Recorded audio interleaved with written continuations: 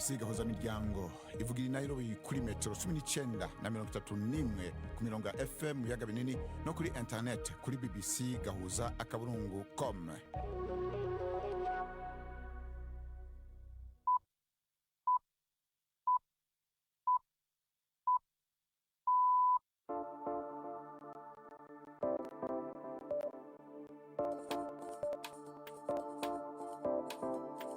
Ubu ni isaha imwe n'igice z'ijoro i Nairobi, ni isaha 12 n'igice z'umugoroba mu Burundi no mu Rwanda.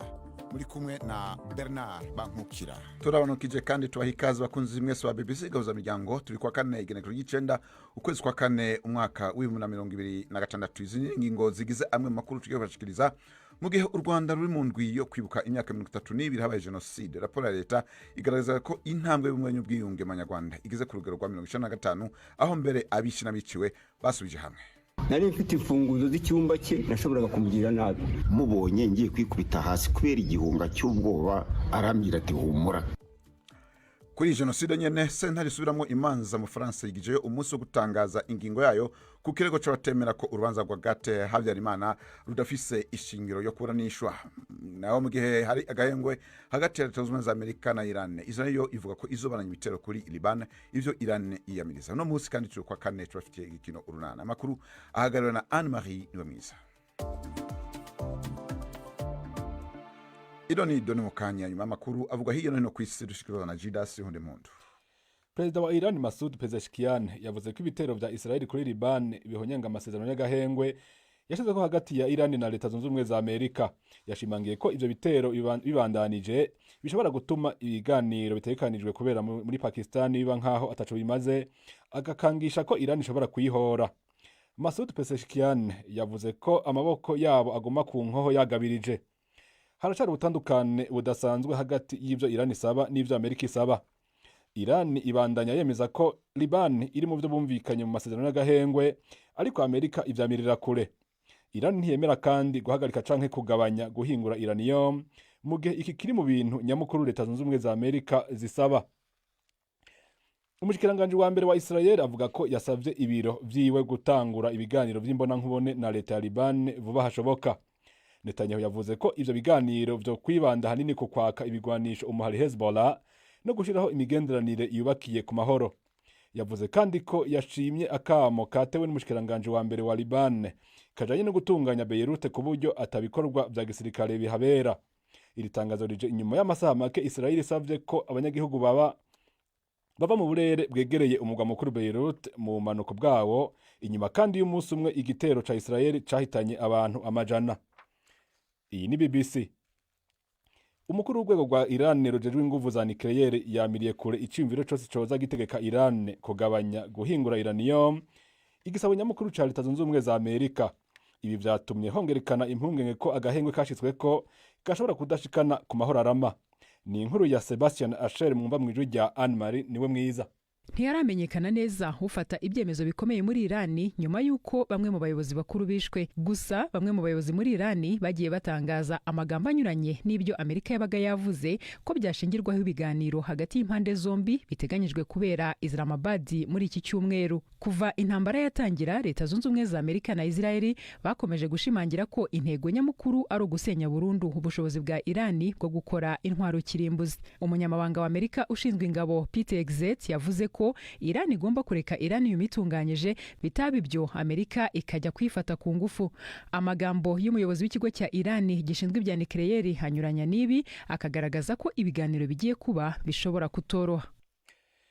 Imbonesha kure ya leta muri Iran yerekanye isinzi ry'abanyagihugu mu bisagara bitandukanye bari mu birori vyo kwibuka imisi 40 heze kuva indongozi y'ikirenga Ali Khamenei yishwe. Igandarwa ryabaye mu masaha ya mbere intambara igitangura. Ku mugwa mukuru Tehran, abashikiranganje batandukanye bagaragaye muri ivyo birori, iryo sinzi ryariko ryerekeza mu kibanza yiciwemwo. Umukuru w'urwego rujejwe gutohoza ku bijanye n'impfu yatangaje ko abantu barenga 3,000 aribo bishwe muri intambara, aho yashimangiye ko ibice 40% vy'abapfuye bikeneye gutohoza ko kugira bamenyekana baribo.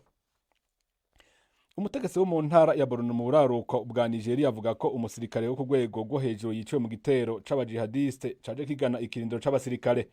Uwo mutegetsi avuga ko General de Brigade Brima yishwe igihe abagwanyi batera ico kirindiro mw'ijoro. Abaye umujenerali agira kabiri yiciwe aho mu gace k'uburaruko muri Nigeria muri aya mezi ya vuba. Amakuru avuga ko hari n'abandi bishwe muri ico gitero, harimwo abajejwe umutekano n'abandi bo muri abagizi ba nabi nyene. Bernard, urakoze Judas.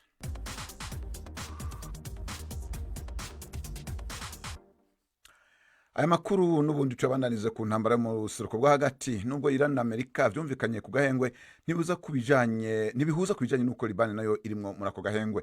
Umushikiranganji wa Israel avuga ko igihugu ciwe kizobandanya kugaba ibitero kuri Iran. Israel ivuga ko Liban itarimwo muri ako gahengwe, mu gihe Iran yo ivuga ko aka gahengwe kerekeye urusuruko rwo hagati bose. Hagati aho intumwa za Iran na Israel zitoza guhurira muri Pakistan mu mpera z'indwi mu biganiro vyo kurangiza intambara. Vyinshi biravugwa kuri iyi ntambara, tubaze Primire Kongenge. Ubu munsi wose muri Libani abatabara vyihutabiriwe bararondeza mu bibomoka vy'amazu yasenyutse, barondera abo bakiri munsi yavyo inyuma y'ibitero vyo mu kirere vya Israeli ejo kuwa gatatu. Uyu munsi mbere leta ya Libani yari yawugize wo kugandarira abantu barenga 200 biciwe muri ivyo bitero, mu gihe abandi barenga 1000 bakomeretse. Umukuru wa Iran avuga yuko ivyo bitero vya Israeli kuri Libani ari kurenga mu buryo bweruye ku masezerano y'agahengwe. Ku rubuga X yanditse yuko bene ivyo bikorwa vyerekana ukubeshwa aho kubahiriza ivyumvikanywe, avuga ko bituma ibiganiro bicika ibitagira ico bivuze. Imbere yaho icegera c'umushikiranganje wa Iran ajejwe imigenderanire Sayed Khatibzadeh yari yavuze yuko ubwo butumwa bwarungikiwe Amerika mu majambo atomoye. That was the message that Iran sent quite. Ubwo nibwo butumwa twarungikiye Amerika mu buryo butomoye. N'umushikiranganje wacu w'imigenderanire na wenyene yavuze ko udashobora gusaba gahengwe, ukemera ingingo zako n'ivyo zisaba, ukemera uturere twose ako gahengwe kerekeye na Libani irimwo, hanyuma umufatanya bikorwa wawe agaca atanguza ubwicanyi bw'ikivunga. And then your ally just start a massacre. Perezida wa Iran yanavuze yuko ico gihugu kitazokwigera gitererana abavukanyi bacu ba Libani. Israel yo ivuga yuko Libani itarabwa nako gahengwe. N'uyu munsi yategetse abantu kuva mu turere tumwe two mu manuko bw'umurwa mukuru Beirut, ivuga ko ishaka kugabamwo ibindi bitero. Ariko Pakistan, umuhuza mu biganiro hagati ya Amerika na Iran, ivuga yuko Libani nayo iri mu bihugu birabwa n'agahengwe, ariko Amerika ikabihakana. Hagati aho ico gihugu ca Pakistan kiriko kiritegurira ibiganiro hagati ya Amerika na Iran bitegekanijwe mu mpera z'iyindwi. Userukira Pakistan mu Bwongereza Dr. Muhammad Faisal yabwiye BBC yuko bizeye ko intumwa za Amerika na Iran zizohindura agahengwe zikakagira amasezerano ntabanduka yo guhagarika intambara. Ivyo bihugu naho vyumvikanye kuri ako gahengwe biracari kure na kure, ku buryo Pakistan itemeza niba intumwa zavyo zizoganira amaso mu yandi. Urakoze Prima. Amakuru tubananize kuri jenoside mu Rwanda. Raporo ya leta igaragaza ko intambwe y'ubumwe n'ubwiyunge abanyarwanda igeze ku rugero rwa 95, aho hari inkuru zishimangira ko imbabazi zishobora kurenga imipaka y'inzigo n'urwango. Umunyamakuru wa BBC Yves Bucyana arushikana mu rugo rwa Ngabonziza Steven yahoze ari umucungagereza, akaza kwisanga acunze imfungwa yamiciye umuryango wiwe. Imvura murayibonye se? Mwaramutse neza n'amahoro. Komera. Ngaho ndamutse niwe mukuru. Mu rugo rwa Ngabonziza Steven arahikaze bamwe mu bo bahuriye mu itsinda ry'ubumwe n'ubwiyunge. Muri bo Ruribikiye Steven wamwiciye umuryango mu gihe cya jenoside yakorewe abatutsi muri 1994. Mu biganiro byabo ntibibabuza kwibuka ibyabaye. Gusaba imbabazi leta y'u Rwanda n'abacitse ku icumu ya jenoside yakorewe abatutsi 94. Ndasaba imbabazi mbikuye ku mutima. Iyi ni ibaruwa Ruribikiye Viateur yanditse akiri muri gereza, ni nayo yabaye intangiriro y'urugendo rutangaje rwo kwiyunga na Ngabonziza Steven yiciye umuryango we mu cyaro cya Ririma mu burasirazuba bw'u Rwanda. Iyi nkuru yatangiriye muri gereza. Steven umucungagereza yatunguwe no gusanga mu bagororwa agomba kurinda harimo Viateur. None Viateur muri gereza ntamurebye ntumva umutima urankutse, ariko nawe yari afite ubwoba. Rero ndavuga nti mu nshingano mfite igihe ntabwo ntaje kwihorera, nari mfite imfunguzo z'icyumba cye nashoboraga kumugirira nabi, ariko nsanga kwihorera atari byiza. Kuri ubu aba bagabo bahuriye mu itsinda ry'ubworozi aho batuye, bishimangira ko ubwiyunge butubakira ku magambo gusa, ahubwo no ku mishinga ibahuriza hamwe mu buzima bwa buri munsi. Uyu mugabo Steven yanshubije ubumuntu kubera ko nari narihebye ndi mu cyumba cyanjye nyine ngiye kubona mbona angezeho afite imfunguzo arakingura, mubonye ngiye kwikubita hasi kubera igihunga cy'ubwoba, arambwira ati humura uyu munsi ni magara ntonsigiye, akaba umuvandimwe wanjye. Hashize imyaka 32 kuva jenoside yakorewe abatutsi baye mu Rwanda, umuhate wa leta kongera kubanisha abaturage ibifashwamo n'amadini atandukanye arimo Kiliziya Gatolika mu nyigisho z'isanamitima. Nyiraneza Patricia ni umufashamyumvire wa Kiliziya. Twebwe nk'abafashamyumvire ba Kiliziya duherekeza abagize uruhare mu gukora jenoside gukira ibikomere no kubohoka ku mutima, bagasaba imbabazi babikuye ku mutima. Tukajya n'uruhare mu guherekeza abiciwe kubohoka bakava ku kiguri cy'inzigo, bagatanga imbabazi zivuye ku mutima nta gahato kabayeho. Ubu bucuti ni gihamya nzima yuko nibikomere bibabaza cyane bishobora gukira. Nyuma y'imyaka isaga 20 yashize, umwe ari umucungagereza undi ari umugororwa, uyu munsi babanye nk'abavandimwe, bagaragaza ko imbaraga z'imbabazi zisumbye inkuta za gereza cyangwa umwijima w'ubwoba. Yves Bucyana, BBC Gahuza Miryango mu Burasirazuba bw'u Rwanda. Urakoze Yves Bucyana. Tukiri kuri jenoside nyene, sentare mu Faransa yigeje umwanzuro wayo ku kirego gisaba gukurikirana muri sentare Agatha Habyarimana yari umutamukanyi wa Juvenal Habyarimana wahoze ari umukuru w'igihugu cy'u Rwanda kugira ngo akirwe urubanza ku byaha bya jenoside. Ni mu gihe haheze imyaka n'iyindi kibazo cyo kurengutsa canke kutarengutsa uno mupfakazi carabaye ngorabahizi. Iyi nkuru reka twibaze Jidasi Hunde Mpundu. Uwo mwanzuro wategerezwa gusomwa kwa gatatu na sentare y'ingurizo y'Ipari wari wo gufata ingingo ku kibazo cyo kumenya nimba Agatha Kanziga Habyarimana yo kurikiranwa canke atokurikiranwa ku vyaha vya jenoside. Sentare yo mu Faransa yari yategetse ko Agatha Kanziga adakurikiranwa, inavuga ko aho kuba mu bagize uruhara muri jenoside ari mu bagizwe ko ingaruka nayo kubera iyicwa ry'umugabo wiwe Juvenal Habyarimana yari umukuru w'igihugu. Ariko uruhande rw'ubushikiriza amanza hamwe n'amashirahamwe yigenga barunguruje urubanza bavuga ko ingingo yari yafashwe na sentare atavyemezo bifadika ishingiye ko, bo bakemeza ko hari bigaragaza ko Kanziga yagize uruhara rutaziguye mu mugambi wa jenoside. Mu gihe urubanza rwaciwe kuri kino kirego rwategerezwa gusomwa ku mugoroba wo kuri wa gatatu, mw'ijoro ryakeye niho vyatangajwe ko rwigijwe imbere rukazosoma kw'igenekerezo rya 6 ukwezi kuza kwa gatanu. Ikibazo cyo gukurikirana canke kudakurikirana Agatha Habyarimana Kanziga ku byaha bya jenoside kimaze imyaka irenga 15 kitarafatirwa ingingo ntasubirwamwo mu masentare yo mu Bufaransa. Igihugu yahungiyemo kuva mu mwaka w'1994 inyuma y'iyicwa ry'umugabo wiwe. Urakoze Gildas, tumira amateka toya.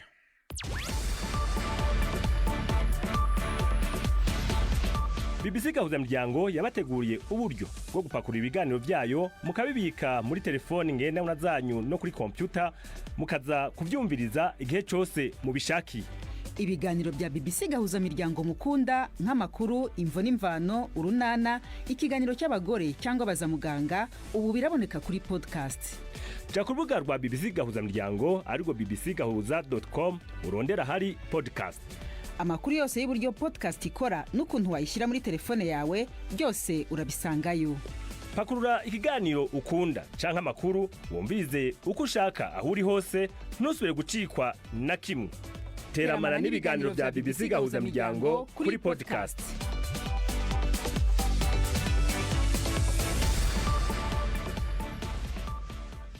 Ku isaha 12:02 hafi 44 Kigali ni Gitega. Ubu naho abakunzi urunana umwanya ni gwanyu.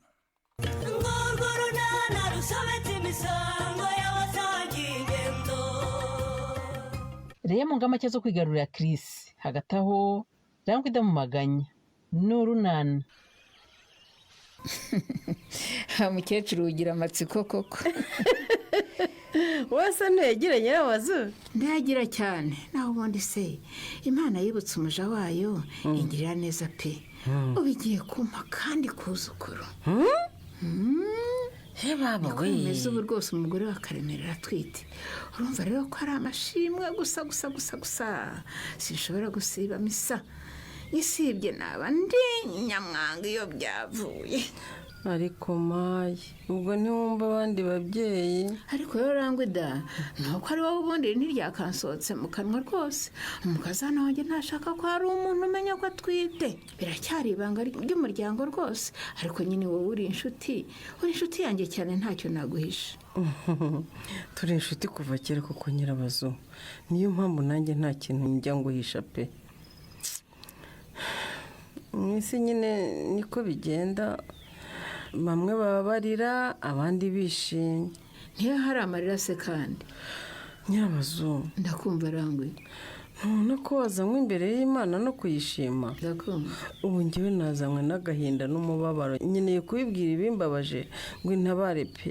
baba we, ni ukuri nako si agahinda, ni umujinya nararanye kubera uriya mukobwa wanjye ngo ni Nyesi. Nyesi tuzi se? Nyesi umukobwa wanjye Nyirabazo. Nyesi se yakoze iki ko nzi ko ari umukobwa wiyubaha nawe akakubaha rangwe? nibyo koko umwana wanjye aranyubaha kuko ibyamubayeho byamusigiye isomo, ariko muri iyi minsi arandakaza cyane pe. hatese nyine mbese ubonye ngo asubirane n'iriya ngegera ngo nituturere yatubabaje kuriya ubwo yasubikaga ubukwe twariteguye tugategura byose Nyabazo, ku munota wa nyuma akaba ntacyo nabona mvuga. ndabyibuka rangwe dawe ukuntu mwamutegereje abakwe mugaheba koko. ibaze nawe koko umuntu waguhemukiye gutyo gutinyuka ukongera gushodekana nawe. nkibona ibimenyetso umukobwa naramubajije, ariko kigaragara ntiyanyumvise pe, ntabwo yanyumvise Nyabazo. ibyo ko ndumva bikomeye rangwe.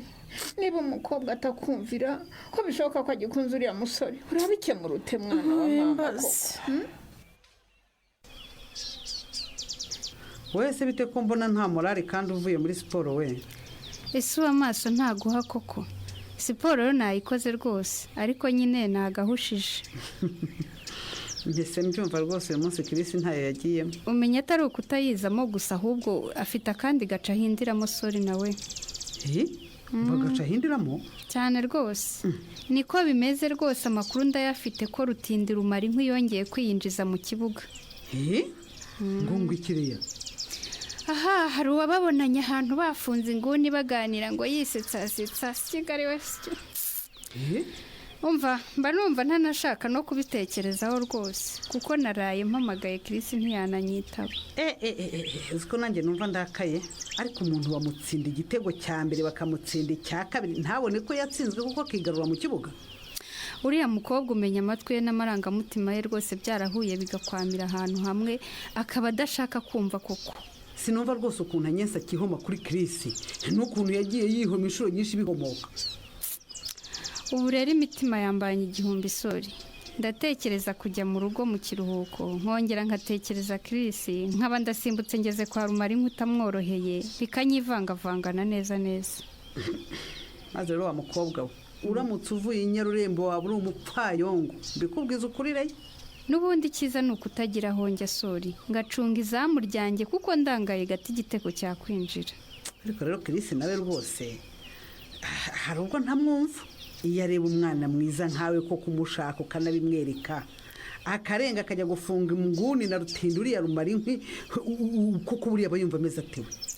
ntawamenya iby'abantu sori, ariko ndaje mu kubaka ubu mwanya we wose ubu wanjye, maze nzaroraho rumara inkwi yongera kumenera. sibyo se mba nkubwira wa mukobwa we rwose, ntumusore mufate wese umwikubira umuzingatire. urumva igihe cyose atari mu kazi mube muri kumwe, isegonda ku isegonda, idakika ku idakika. nkakubwira ujye uwuhahame, nibiba ngombwa ndetse unaharare. najya kubona nkabona urahingutse uratashye, buri ujya he koko? ariko buriya ugira ngo hari uko mba ntagize wa mubyeyi we. uyu munsi kutakoze Nadine? yewe nakoze nuko usanze yose abayabunza mu ndobo bayaranguye bushobo. utiki? bayajyanye. ugiye kuba rwiyemezamirimo neza gukora amandazi neza. usigaye ufite abantu bayarangura rero? ndabafite nka 3 bayatwara ku magare. umaze kutumenyereza nabi rero. umuntu wari yirindaze rwose ry'ahangaha kuriya bya bidofu byahariye rwose mu gasantere wapi ntabwo yabishobora. wahora n'iki kuyatabe cya kintazi nabyo ngo ndemeza ubu babusanze n'ayandi nayahishije. Ariko disi ntugatuke umwana ngo ni iki. Oya busho nukuri kw'Imana nta mutuka serious arigo mwitazera ubusimba navuye kuzana amavuta ngateka andi mandazi. Ariko n'umwana nyine gusa umwana aramutuka ngo. Ubu rwose igipundo kirahangaha nanjye nabuze ubusige mushiki usinzira aho ngaho mu nzu. Nuko nyine nabwo nanjye ndagoshishe. Kandi ubu ngubu mu kanya aranyeranyera ze kugabuza yiriwe anyoganyoga aho ngaho hose. Ntakugura seka iki busho. Yibwo icyo gihe karukibutse utegetse. Ndeka busho ndeka nukuri. Kaze neza mboga zizanye ndeme. Karame. Banguka hano mwana banguka hano. Uvuye he wantuza? Nyamuneka Nadine nyamuneka reka umwana rwose. Murekure rwose murekure. Mbabarira mama yiwe mbabari. Nkubara iki wa kigorgiwe gitinyuka kikazerera kizi ko mba nyikeneye ngo kimfashe imirimo na mushiki wacyo. Nkubara iki munako. Nyamuneka sigaho rwose Nadine. Oya ndeka busho. Sigaho tunyira gukubita umwana. Uyu mwana ndera umujinya. Oya. We mukubita uranamutuka ibitutse rwose nk'ibyo ngibyo. Uyu mwana urabona ari ikigori. Nje ariko busho nawe ujye kwigira nk'inshuti z'umuryango. Ubusura mbuza guhana umwana wanjye kubera iki? Ahubwo ni muri numwe muri zo nyamukoregaho rwose Nadine. Oya. Kuko rwose ukunguku nongo hotera umwana. Nese mureke komeza yirwa yiruka. Icyambere ndemezo yagombye kuba yiga ntiyagiyeyo. Icya kabiri niba akosheje wari kumukosora ubikoresheje ubugwaneza nta kurura amatwi no kugira yego ye mubwire ngo wakoze. Ibihano bibaza umubiri rwose ntabwo ari byiza Nadine. Bituma ahubwo umwana hamuka ugasanga ntabwo ari kwikosora yakubona buri gihe akamera nk'igikange. Umva ndeme niwumve bushobora kuvugira ngo wibwire ko nge nawe byarangiye ntago twakiranutse sinshaka kuwigira nka cyaso kiri hari kitagira icyo kitumariye urimo urabyumva. Ayiwe ariko Nadine urumva amagambo nk'aya ngo ubwira umwana koko uko se uramucyurira ibyase hari uruhara bifitemo. Nese ndabeshya. Hari uruhara bifitemo se. Kuje wenyine se kandi noneho wa muhungu ararari wawe nyogoko. Kugira ngo se mvuye mu rugo nore. Ndakira mwana we. Nyogoko izi ndagaraza.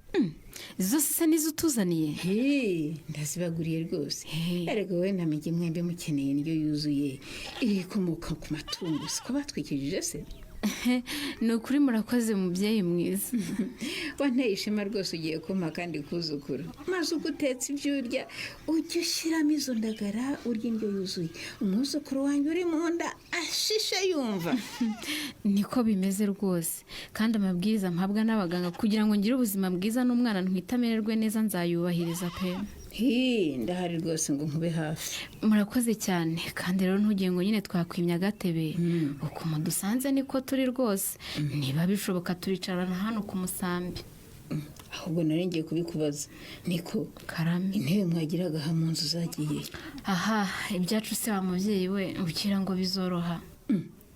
Yarazibibye se. Ntabazibye da nanjye nageze aha ngaha nkubitana na Patrick apakiye ibyacu byose ngo nyine ngo umugabo wanjye muri mideni. Yapakiye ibyanyu byose ni iki kindi yatwaye? Izo ntebe yazitwaye matora twararagaho. Rekera honori ubwo nta soni ufite koko. Ego buryo urahari Kareme. Ndahari mama. Niko nori. Karame ubu ugiye kujya koko ugenda ubwira abantu bose ibibazo dufite ahangaha mu rugo koko. None se nyogokuru n'abantu bose Kareme hari undi mbibwiye utari we. Hegora urabuze umugore wawe kumbwira ibibazo mufite kuko wabimpishe rero ese ubwo nta soni Kareme. Ariko umuntu w'umugabo agomba kwishakira igisubizo. Ku buryo nanjye ubimpisha rero ndi nyoko wakubyaye umugore wawe utwite akarara ku musambi mfite matora mu rugo.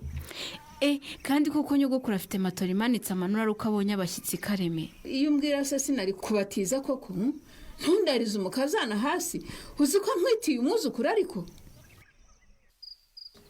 Ese ubu nakubwiye wabyumvishe ndeme? Nabyumvishe mama. Mvuze ngo iki? Ngo sinsiga umwana ngumane nawe nariramuha igikoma.